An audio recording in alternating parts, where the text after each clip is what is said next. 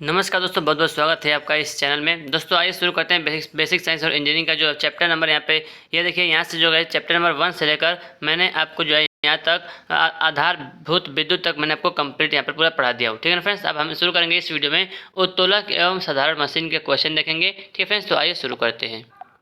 दोस्तों यह है चैप्टर उत्तोलक एवं साधारण machine, levers and simple machine. तो आइए सबसे पहले थोड़ा सा इसका हम थ्योरी पढ़ते हैं, उसके बाद हम क्वेश्चन शुरू करेंगे। दोस्तों ठीक है, थोड़ा सा बस जान लीजिए इसके बारे में कि क्या होता है उत्तोलक, क्या होता है। ठीक है फ्रेंड्स। तो उत्तोलक क्या होता है? उत्तोलक एक साधारण दृढ़ छड़ होती है जिसे किसी स्थिर बिंदु के परितः जो है घुमाया जाता है। ठीक है दोस्तों। और याद रखिएगा कि आलंब से लोड की क्रिया रेखा के बीच की लंबवत दूरी को लोड भुजा कहते हैं और आलंब से प्रयास की क्रिया रेखा के बीच की दूरी को हम क्या कहते हैं? प्रयास भुजा कहते हैं। उत्तोलक का सिद्धांत याद रखिएगा। जो इंपॉर्टेंट पॉइंट होगा दोस्तों मैं आपको इस वीडियो में बताऊंगा। ठीक है ना फ्रेंड्स। देखिए उत्तोलक का सिद्धांत जो है क्या होता है? लोड गुणे लोड भुजा बराबर प्रयास गुणे प्रयास भुजा। ये बहुत ही इंपॉर्टेंट दोस्तों फार्मूला याद रखिएगा। ठीक है ना।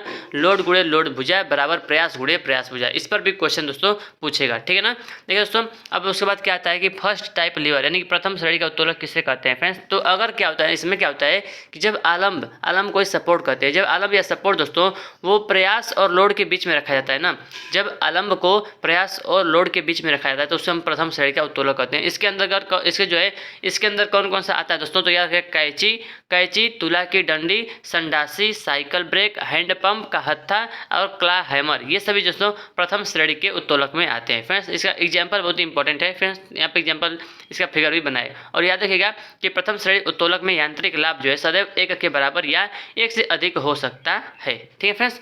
तो उसके बाद है द्वितीय श्रेणी का उत्तोलक। जब भार आलंब और आयस के बीच में होता है तो उसे हम द्वितीय श्रेणी का उत्तोलक कहते हैं। जब भार जो है लोड जो है वो आलंब और जो है आयस के बीच में होता है तो उसे हम क्या कहते हैं? सेकंड श्रेणी लीवर कहते हैं दोस्तों। ठीक है ना। इसके बस एग्जाम्पल याद रखिएगा। सरौता, पहिया, दरवाजा, एक पहिए की कूड़ा गाड़ी, पिंच बार, नाव का डंडा। ठीक है फ्रेंड्स, ये सभी जो है सेकंड टाइप लीवर में आते हैं। ठीक है ना। और याद रखिएगा दोस्तों द्वितीय श्रेणी उत्तोलक में यांत्रिक लाभ सदैव 1 से अधिक होता है दोस्तों। ठीक है ना। और उस प्रथम श्रेणी में जो है 1 के बराबर या 1 से अधिक हो सकता था, लेकिन इसमें क्या है दोस्तों? केवल देखिए यहाँ पे देख लीजिए इसमें क्या है कि देखिए इसमें क्या होता है फ्रेंड्स? प्रथम श्रेणी में जो है 1 के बराबर या 1 से अधिक हो सकता है। ठीक है ना। लेकिन दोस्तों द्वितीय श्रेणी में क्या होता है? द्वितीय वाले में यांत्रिक लाभ सदैव 1 से अधिक होता है। ठीक है। अब तीसरा का वाला देखिए, इस तृतीय श्रेणी उत्तोलक। इसमें क्या होता है? जब आयास जो है वो भार तथा आलंब के बीच में स्थित हो तो उसे हम तृतीय श्रेणी उत्तोलक कहते हैं दोस्तों। ठीक है ना। चलिए उसके बाद इसमें एग्जाम्पल क्या क्या है? चिमटा, किसान का हल, सेफ्टी वाल्व, लीवर। ठीक है दोस्तों। तो ये सभी तृतीय श्रेणी के उत्तोलक में आते हैं। ठीक है ना। और याद रखिएगा कि तृतीय श्रेणी उत्तोलक में यांत्रिक लाभ सदैव 1 से कम होता है। यांत्रिक लाभ यानी कि मैकेनिकल एडवांटेज जो है सदैव 1 से कम होता है। ठीक है, बस आपको इतना याद रखना है। अब देखिए उसके बाद आता है क्या? वक्राकार उत्तोलक क्या होता है? बेल क्रैंक लीवर क्या होता है? बेल क्रैंक लीवर की आयास भुजा व भार भुजा के बीच कोण 0 डिग्री से 180 डिग्री होता है। ठीक है दोस्तों। याद रखिए कितना होता है? 0 डिग्री से 180 डिग्री होता है। बस इतना याद रखिएगा। ठीक है ना। उसके बाद देखिए जैसे एग्जाम्पल है बेल क्रैंक लीवर दोस्तों। उसके बाद है सरल मशीन। सिंपल मशीन क्या होता है? तो सरल मशीन जो है वह युक्ति है जो बल आघूर्ण के सिद्धांत पर कार्य करती है। यहाँ पे जो भी फिगर बना है दोस्तों ये सब एक सिंपल मशीन है। ठीक है ना। देखिए घिरनी, पहिया, पेंच, नट, तल आदि सरल मशीन के उदाहरण है। याद रखिएगा कि क्या क्या क्या है? घिरनी यानी कि पुल्ली, पहिया यानी कि व्हील, पेंच यानी कि स्क्रू, नट, तल इंक्लाइंड प्लेन, ये सभी जो क्या है ये सरल मशीन के उदाहरण है। ठीक है फ्रेंड्स। अब देखिए यांत्रिक लाभ मोस्ट इंपॉर्टेंट दोस्तों। यांत्रिक लाभ का फार्मूला याद रखिएगा। यह जो है भार और प्रयास का अनुपात होता है। मैकेनिकल एडवांटेज बराबर भार बटा प्रयास। ठीक है ना। MA बराबर W/P। ठीक है ना। यानी कि मैकेनिकल एडवांटेज बराबर ठीक है भार बटा प्रयास होता है। याद रखिएगा। ठीक ना। वेगानुपात ये भी इंपॉर्टेंट फार्मूला दोस्तों। यहाँ से क्वेश्चन बनेगा भी आएगा। तो देखिए प्रयास द्वारा तय दूरी तथा भार द्वारा तय दूरी का अनुपात वेगानुपात कहलाता है। वेलोसिटी रेशियो बराबर प्रयास द्वारा तय दूरी बटा भार द्वारा तय दूरी दोस्तों कहते हैं। ठीक है फ्रेंड्स। इसका फार्मूला याद रखिएगा। ठीक है ना।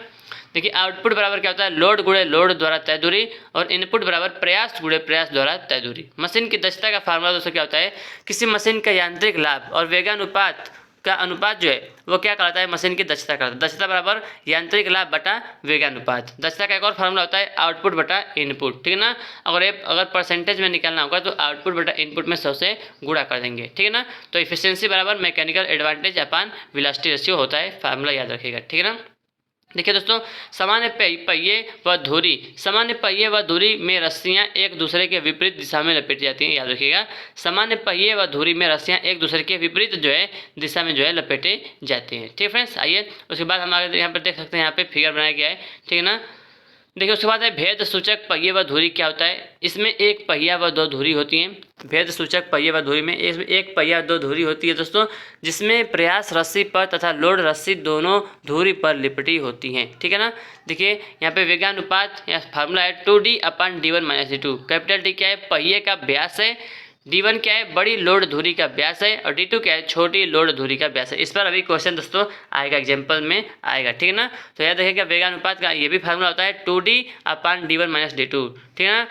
कैपिटल डी क्या है, व्हील का व्यास, पहिए का व्यास है। स्मॉल d1 क्या है, बड़ी लोड धुरी का व्यास है। और D2 क्या है, छोटी धुरी का है, यानी कि छोटी लोड धुरी का व्यास है। देखिए वर्म व्हील क्या होता है, वर्म व्हील। ठीक है ना। देखिए उसके बाद यहाँ पे देखते हैं आगे। देखिए वेगानुपात का एक और फार्मूला है dt/2nr। डी क्या है, कैपिटल डी क्या है, प्रयास पहिए का व्यास है। टी क्या है, वर्म व्हील पर दांतों की संख्या है। स्मॉल आर क्या है, लोड ड्रम की त्रिज्या है। एन क्या है, वर्म पर चूड़ियों की संख्या है। तो इससे भी क्वेश्चन जो है आएगा। ठीक है ना।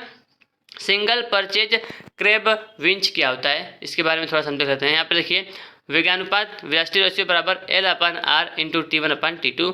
T1 क्या है, मुख्य गियर पर दांतों की संख्या। T2 क्या है, पिनियन पर दांतों की संख्या। बट L क्या है, हत्थे की लंबाई है। R क्या है, लोड ड्रम की त्रिज्या है। तो इस पर भी यानी क्वेश्चन पूछेगा तो आपको ये फार्मूला याद रहना चाहिए। ठीक है ना।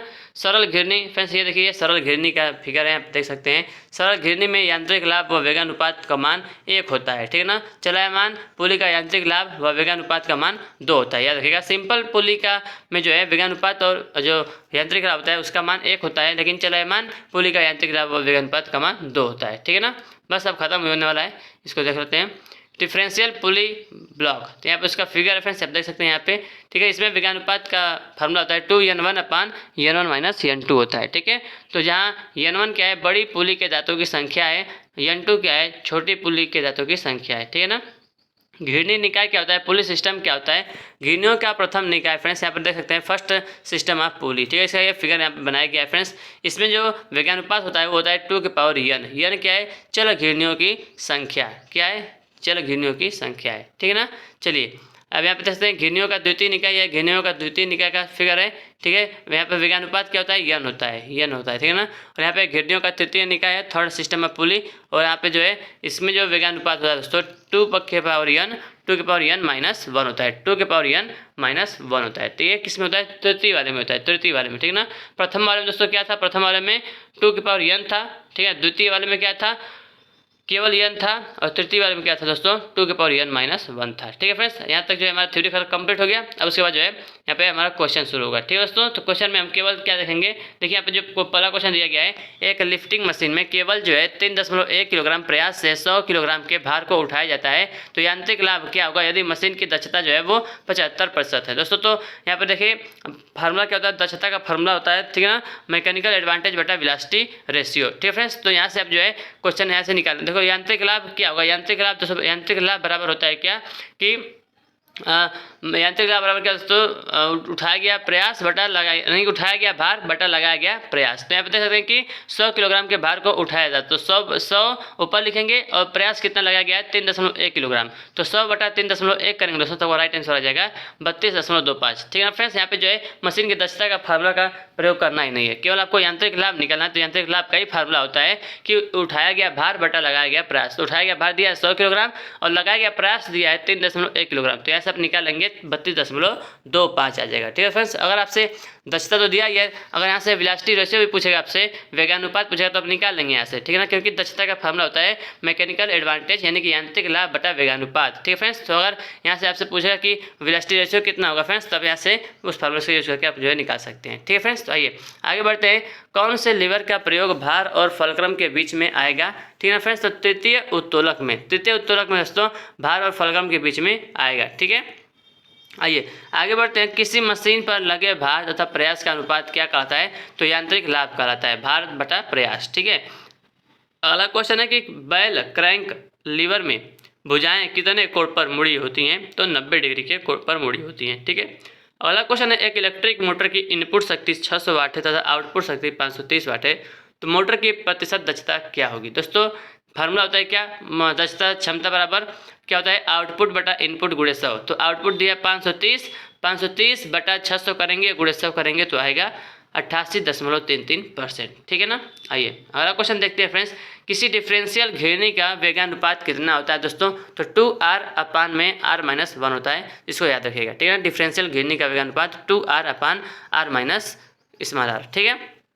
उसके बाद दिया कि 7 घिरनियों को घिरनियों के तीसरे क्रम में व्यवस्थित किया जाता है। यदि 500 किलोग्राम का भार इन घिरनियों पर इस्तेमाल किया जाता है तो प्रयास का मान ज्ञात कीजिए। तो इसको हम कैसे लगाएंगे दोस्तों, तो देखिए दोस्तों यहाँ पर दिया था कि घिरनियों की संख्या 7 दिया था और भार दिया था 100 किलोग्राम, तो लगाया गया प्रयास पूछा था दोस्तों। ठीक है ना, तो यहाँ पे W का मान होता है, W का फार्मूला क्या होता है कि 2 की पावर n-1 गुणे P होता है। ठीक है फ्रेंड्स, भार बराबर 2 की पावर n-1 गुणे P होता है। तो यहाँ आप इसमें रख देंगे फ्रेंड्स। ठीक है ना, और P का मान आपसे पूछ रहा है तो P का मान दोस्तों आप निकालेंगे तो आएगा 3.94 किलोग्राम आएगा। ठीक है दोस्तों, तो इसका जो आ गया 3.94 किलोग्राम, ऑप्शन नंबर 1। ठीक है ना। उसके बाद देखिए अगला क्वेश्चन, लगाए गए बलों के प्रभाव से यदि पिंड विरामावस्था में रहता है तो इसे क्या कहते हैं दोस्तों, तो इसे हम क्या कहते हैं, पिंड की स्थैतिक साम्यावस्था कहते हैं, ऑप्शन नंबर 3 वाला, पिंड की स्थैतिक साम्यावस्था। ठीक है। अगला क्वेश्चन देखते हैं, दिया है कि एक स्क्रू जैक जिसकी पिच 1.5 सेंटीमीटर और हैंडल 30 सेंटीमीटर है, जिसका उपयोग 200 किलोग्राम के भार को उठाने में किया जाता है, भार को 20 किलोग्राम के हैंडल के अंत में लगाए गए बल से उठाते हैं, तो वेगानुपात क्या होगा। दोस्तों वेगानुपात का फार्मूला देखिए, मैकेनिकल एडवांटेज बराबर होता है कितना, यानी कि देखिए दक्षता बराबर होता है मैकेनिकल एडवांटेज बटा वेगानुपात। ठीक है ना, तो देखिए फ्रेंड्स, तो यानी कि अगर हम मैकेनिकल एडवांटेज का मान निकालते हैं, मैकेनिकल एडवांटेज का मान, ठीक है ना, तो क्या होता है फ्रेंड्स, लगाया गया उठाया गया भार बटा लगाया गया प्रयास। तो यहाँ पे 200 किलोग्राम का भार उठाया गया है और 20 किलोग्राम का जो है हम प्रयास लगाए हैं, तो कितना हो जाएगा, 5 आएगा। ठीक है ना, किसका मान 5 आएगा दोस्तों, तो जो मैकेनिकल एडवांटेज का मान 5 आएगा, तो हमको वेगानुपात निकालना है फ्रेंड्स। ठीक है ना, आइए इसको देखते हैं कैसे लगाएंगे। तो दोस्तों क्वेश्चन में जो है पिच का मान भी दिया था, तो फ्रेंड्स देखिए वेगानुपात का यहाँ पे फार्मूला लगाएंगे 2πl अपान P वाला फार्मूला लगाएंगे यहाँ पे। ठीक है ना, तो P क्या है, पिच है। ठीक है ना, और जो लंबाई दिया था यल का मान वो 30 सेंटीमीटर दिया था, तो पहले सेंटीमीटर को हम मीटर में बदलेंगे, तो 30 × 10⁻² मीटर हो जाएगा। और पी का मान दिया था 1.5 सेंटीमीटर। ठीक है ना, तो 1.5 सेंटीमीटर को भी हम मीटर में बदलेंगे, तो 1.5 × 10⁻² मीटर लिखेंगे। ठीक है फ्रेंड्स, अब वेगानुपात का फार्मूला जो होता है 2πl अपान P में यहाँ पर रख देंगे, 2 हो गया, 2 रखेंगे गुणे पाई का मान 3.14 गुणे यल का मान 30 × 10⁻² बटा पी क्या होता है फ्रेंड्स 1.5 × 10⁻², और यहाँ से जो है इसको सॉल्व करेंगे तो आएगा दोस्तों 125.6 आएगा। ठीक है दोस्तों, तो आइए अगला क्वेश्चन देखते हैं। तो दोस्तों इसका जो राइट आंसर आ गया है ऑप्शन नंबर 3 125.6। ठीक है ना। क्वेश्चन नंबर 9 देखते हैं, यांत्रिक लाभ की इकाई होती है दोस्तों, यांत्रिक लाभ, तो जूल वाट न्यूटन इनमें से कोई नहीं, तो इनमें से कोई नहीं होता है। ठीक है। अगला प्रश्न है, तृतीय वर्ग के उत्तोलक का अनुप्रयोग है दोस्तों, तो ऑप्शन नंबर 1 करेक्ट है, कोल्ड टॉग। अगला क्वेश्चन है कि किसी मशीन का यांत्रिक लाभ होता है दोस्तों, तो W/P होता है। ठीक है ना, W/P यानी कि मैकेनिकल एडवांटेज बराबर उठाया गया भार बटा लगाया गया प्रयास। ठीक है। अगला क्वेश्चन है, निम्न में से कौन सा प्रथम श्रेणी का उत्तोलक है दोस्तों, तो कटिंग प्लायर जो है वो प्रथम श्रेणी का उत्तोलक है। ठीक है। अगला क्वेश्चन है कि किसी गुटका तथा टैकल में 3 चल एवं 3 अचल घिरनियों का यांत्रिक लाभ होगा, तो क्या होगा दोस्तों, इसको याद रखिएगा 6 होगा। ठीक है फ्रेंड्स, देखिए अगला क्वेश्चन है कि एक भार उठाने की मशीन का वेगानुपात 20 है, यदि मशीन की दक्षता 75% है तो 60 किलोग्राम भार उठाने के लिए कितने प्रयास की आवश्यकता होगी। तो दोस्तों सबसे पहले जो हम फार्मूला यूज करेंगे, दक्षता बराबर मैकेनिकल एडवांटेज बटा वेगानुपात, तो यहाँ से जो है इस फार्मूला का यूज करके हम जो है क्या निकालेंगे, यहाँ से मैकेनिकल एडवांटेज यानी कि यांत्रिक लाभ निकालेंगे। ठीक ना, तो यांत्रिक लाभ आ जाएगा हमारे पास मान। तो यांत्रिक लाभ का फार्मूला दोस्तों क्या होता है कि लगाया गया यानी कि उठाया गया भार बटा लगाया गया प्रयास, तो जो है 60 किलोग्राम भार उठाने के लिए कितना प्रयास करना पड़ेगा, तो भार का मान दे दिया दोस्तों, तो मैकेनिकल एडवांटेज का मान जो भी आएगा उसके हम बराबर रख देंगे, उसके बराबर रखेंगे 60 बटा प्रयास, तो प्रयास का मान निकाल देंगे दोस्तों यहाँ से। ठीक है ना, प्रयास का मान आएगा 60 बटा जो मैकेनिकल एडवांटेज आएगा उससे भाग दे देंगे 60 में, तो आंसर आ जाएगा 4 kg। ठीक है दोस्तों, आसान, बस फार्मूला याद रखेंगे दोस्तों, तो कोई भी क्वेश्चन जो है आप लगा लेंगे। ठीक है, चलिए आगे बढ़ते हैं। किसी अनंत तल का वेगानुपात होता है तो कितना होता है, 1/sin थीटा होता है। ठीक है दोस्तों, 1/sin थीटा। ठीक है दोस्तों, तो चलिए हम केवल जो है जितना थ्योरी वाला क्वेश्चन आएंगे वे सारे कर लेंगे दोस्तों हम, ठीक है ना, क्योंकि अब इसमें समझाना तो मतलब बार बार मतलब संभव नहीं है दोस्तों, ठीक है ना। मैं जो यहाँ पे न्यूमेरिकल वाला है, ठीक है। अब यहाँ पे दे दिया दोस्तों, ये देखिए बहुत ही सिंपल क्वेश्चन होता है। एक 3 मीटर लंबा लौह दंड 150 kg भार को उठाने के लिए पत्थर पर टिका है। यदि दूसरे सिरे पर 30 किलोग्राम का प्रयास लगाया जाता है तो आलम्ब से भार की दूरी क्या होगी। ठीक है दोस्तों, तो देखिए यहाँ से इसको सॉल्व करेंगे। यहाँ पर दिया भी है W बराबर 150 kg, इधर दिया है W बराबर 30 kg। तो सबको क्या करना है, जो 150 दिया है और यहाँ पर x दिया है तो 150 गुणे x करेंगे, बराबर क्या करेंगे, बराबर 3 - x गुणे 30 करेंगे। तो इसको सॉल्व करेंगे दोस्तों तो आपका x का मान आ जाएगा 0.5 मीटर। ठीक है, अगला क्वेश्चन दिया है कि किसी पहिया और धुरी का वेगानुपात होता है तो याद रखिएगा कैपिटल D अपन स्मॉल d। ठीक है, ये तो मैंने आपको बताया था। अभी एक और क्वेश्चन आ गया यहाँ पे, ठीक है ना, इसको सॉल्व कर लीजिएगा दोस्तों आप लोग। ठीक है, चलिए आगे देखते हैं। किसी प्रयास द्वारा तय की गई दूरी तथा भार द्वारा तय की गई दूरी का अनुपात होता है, जिसको कहते हैं क्या, वेगानुपात कहते हैं। ठीक है ना, एक सरल मशीन से 1200 किलोग्राम भार लोड उठाया जाता है तथा आरोपित प्रयास 300 जो है kg है, तो मशीन की दक्षता क्या होगी दोस्तों। तो दिया है वेलोसिटी रेशियो का मान 5 दिया है। तो फ्रेंड्स देखिए जो है भार कितना उठाया गया, भार दिया है, लगाया गया, प्रयास दिया है, तो यहाँ से हम मैकेनिकल एडवांटेज निकालेंगे तो 1200/300 करेंगे तो 4 आएगा। मैकेनिकल एडवांटेज का मान 4 आएगा दोस्तों। और दक्षता पूछ रहा है, दक्षता बराबर क्या होता है, मैकेनिकल एडवांटेज बटा वेलोसिटी रेशियो। तो मैकेनिकल एडवांटेज का मान हमारा कितना आया था, 4/5। जो 4/5 उसको हम परसेंटेज में करेंगे, 4/5 गुणे 100 करेंगे दोस्तों, तो कितना आएगा, 4/5 80% आएगा। तो ऑप्शन नंबर 3 आपके यहाँ से करेक्ट हो जाएगा। ठीक है, किसी डिफरेंशियल व्हील, दोस्तों जिसको जो समझाना आसान है उसको मैं आपको समझा दूंगा, ठीक है ना फ्रेंड्स, मुंह से ही। ठीक है, और जो उसको नहीं समझाना उसको हम आगे बढ़ जाएंगे। ठीक है, किसी डिफरेंशियल व्हील एवं एक्सल का वेगानुपात निम्न में से क्या होगा, तो ऑप्शन नंबर 2D/D1 - D2। ठीक है, ये आपको मैंने क्वेश्चन अब ये वाला मैंने आपको फार्मूला दिखाया था ऊपर। ठीक है ना, अगला क्वेश्चन है, देखिए चित्रानुसार बिंदु P से 100 kg का भार 20 kg प्रयास द्वारा संतुलित है। यदि आलम्ब F से भार की दूरी 40 सेंटीमीटर तो भार और प्रयास के मध्य की दूरी कितना होगी। तो फ्रेंड्स यहाँ पर आप देख सकते हैं, ठीक है ना, इसको मतलब लगाएंगे तो 160 सेंटीमीटर जो है इसका राइट आंसर आएगा। ठीक है ना, सिंपल सा क्वेश्चन उसको लगा लेंगे आप लोग। मशीन की दक्षता का सही सूत्र क्या है दोस्तों, तो मैकेनिकल एडवांटेज बटा वेलोसिटी रेशियो। ठीक है फ्रेंड्स, और यहाँ पर देखिए यांत्रिक लाभ पूछ रहा है, तो कह रहा है कि प्रथम प्रणाली की पुलियों की व्यवस्था में 3 पुलियाँ लगी है, 50 न्यूटन का प्रयास लगाकर 320 न्यूटन का भार उठाया जा सकता है दोस्तों। तो यांत्रिक लाभ क्या होगा, तो यांत्रिक लाभ बराबर क्या होता है, उठाया गया भार बटा लगाया गया प्रयास। तो 320 न्यूटन का भार उठाया जा रहा है और 50 न्यूटन का बल लगाया जा रहा है, तो 320/50 करेंगे तो 6.4 इसका राइट आंसर आएगा। ठीक है, अगला क्वेश्चन है कि यदि किसी चर घिरनी में भार 3 सेंटीमीटर दूरी तय करता है तो प्रयास द्वारा तय की गई दूरी कितनी होगी दोस्तों, तो याद रखिएगा उसका डबल 6 सेंटीमीटर जो है होगा। ठीक है ना, अगला क्वेश्चन है कि प्रथम प्रणाली की पुलियों में की व्यवस्था में 3 पुलियाँ लगी हुई है, 50 न्यूटन का प्रयास लगाकर 320 न्यूटन का भार उठाया जा रहा है, तो वेगानुपात कितना होगा दोस्तों। ठीक है ना, तो इसमें होगा 8 होगा। ठीक है ना, तो क्या पूछा था, वेगानुपात पूछा दोस्तों। ठीक है, कौन सा है, प्रथम प्रणाली की पुलियों की व्यवस्था है, प्रथम प्रणाली। ठीक है ना, तो दोस्तों तो प्रथम वाले में हमने जो है उसका फार्मूला देखा था प्रथम प्रणाली में। ठीक है ना, आइए एक बार देख सकते हैं कि प्रथम प्रणाली में क्या था। ये देखिए, ये तृतीय निकाय है, ये द्वितीय निकाय है और ये जो है हमारा प्रथम निकाय था। तो 2 के पावर n जो है इसका n क्या चल घिरनियों की संख्या, तो घिरनी दिया होगा तो हम क्या करेंगे 2 के पावर में उसको लिख देंगे। ठीक है ना, 2 के पावर में। तो आइए देखते हैं, क्वेश्चन नंबर 27 था। तो यहाँ पर देखिए प्रथम प्रणालियों की पुलियों की व्यवस्था में 3 पुलियाँ दी गई, दोस्तों 3 पुलियाँ हैं। ठीक है ना, 3 पुलियाँ, तो वेगानुपात का क्या होता है 2 के पावर n, तो 2 के पावर 3 रखेंगे तो 2 के पावर 3 यानी कि 2 गुणे 2 गुणे 2 कितना, 2 दूनी 4 दूनी 8। तो यहाँ पर देखिए ऑप्शन नंबर 3 8 यहाँ पे करेक्ट हो जाएगा।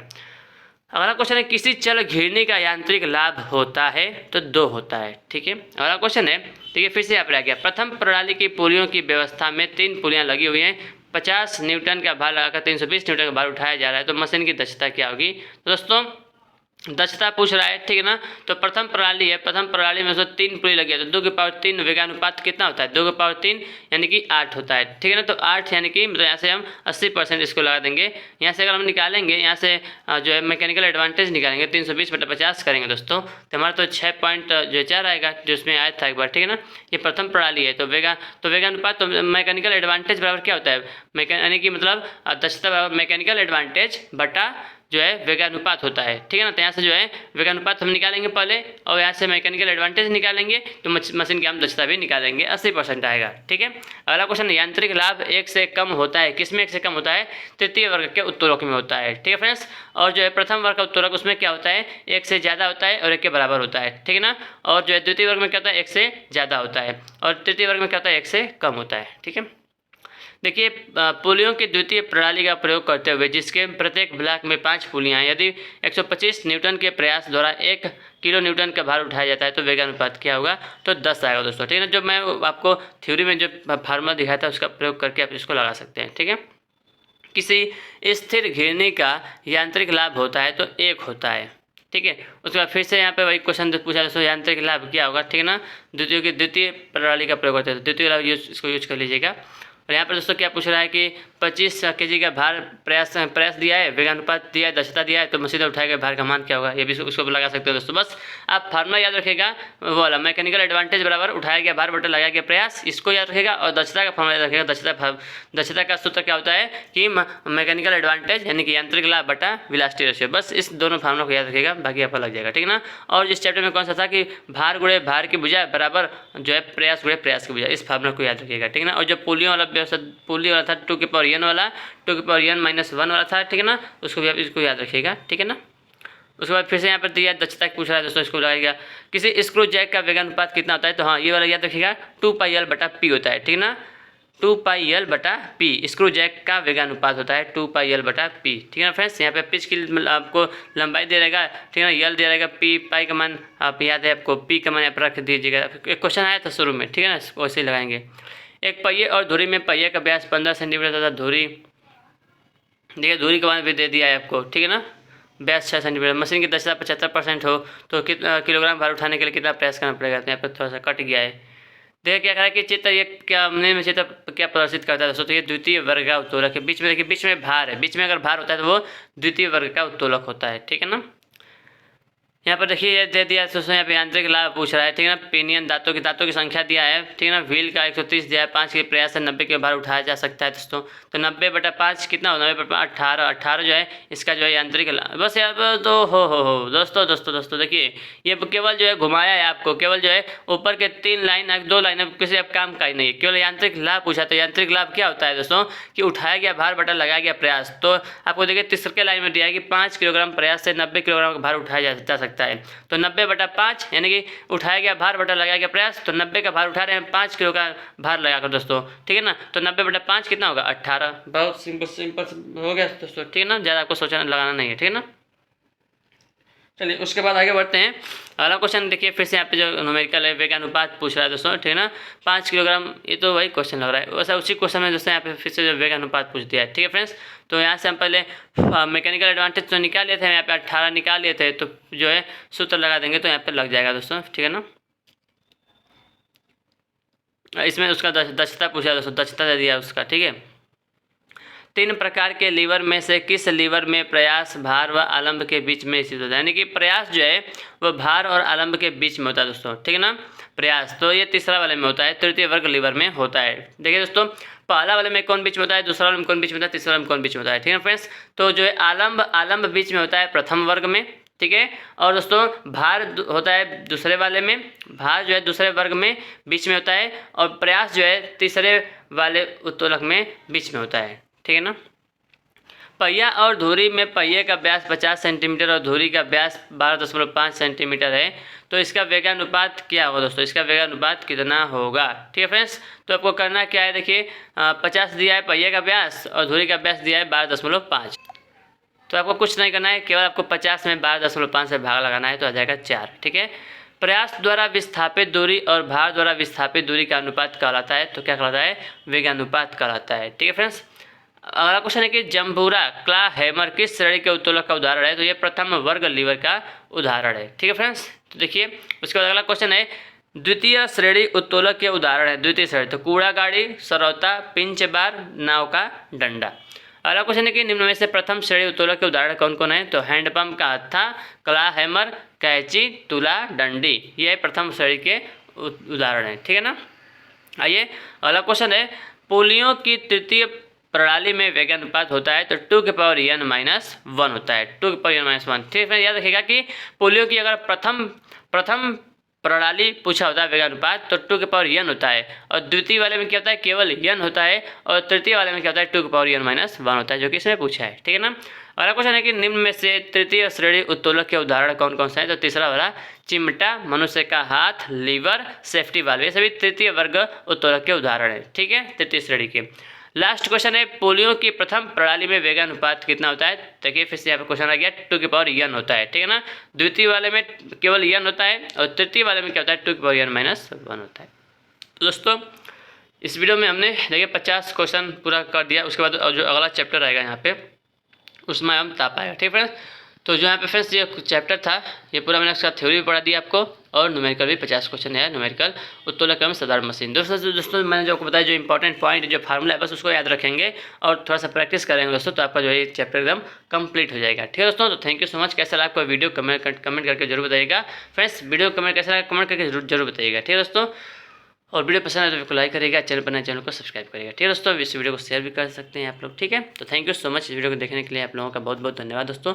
मिलता हूँ आपसे नेक्स्ट वीडियो में, तब तक के लिए टेक केयर, बाय बाय, जय हिंद, जय भारत, वंदे मातरम।